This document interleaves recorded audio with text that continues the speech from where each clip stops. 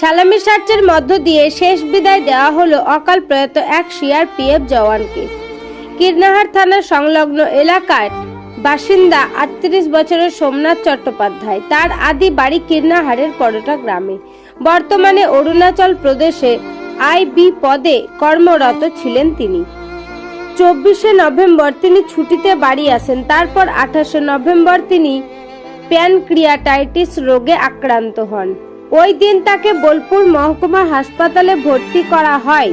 অবস্থার অবনতি হলে বর্ধমানের একটি নার্সিংহোমে নিয়ে যাওয়া হয় তাকে। সেখানেই শনিবার ভোরে তার মৃত্যু হয়। রবিবার সন্ধ্যায় পরোটা গ্রামে ওই সেনা জওয়ানের মৃতদেহ রেখে সেনা আধিকারিকরা সালামি সার্চের মধ্য দিয়ে শেষ শ্রদ্ধা জানান ওই মৃত সেনা কর্মীকে। সেনা জওয়ানের অকাল মৃত্যুতে এলাকায় নেমে এসেছে শোকের ছায়া। বর্ধমান থেকে ফেরার সময় স্থানীয় গ্রামবাসীরা জুবুটিয়া পেট্রোল পাম্প থেকে জাতীয় পতাকা সহকারে বাইক র্যালির মধ্য দিয়ে তার মৃতদেহ প্রথমে কীর্ণাহার থানা পাড়ার বাড়িতে নিয়ে যায়। সেখানে বেশ কিছুক্ষণ তার মৃতদেহ পরিবারের লোকজনদের দেখানোর জন্য নামানো হলেও পরে আবার সেখান থেকে পুনরায় শোভাযাত্রা সহকারে জাতীয় পতাকা হাতে নিয়ে ওই এলাকা থেকে পরোটা গ্রামে নিয়ে আসে মৃতদেহটি। শোক সামলাতে না পেরে কিছু বলতে চাননি স্ত্রী ও মা।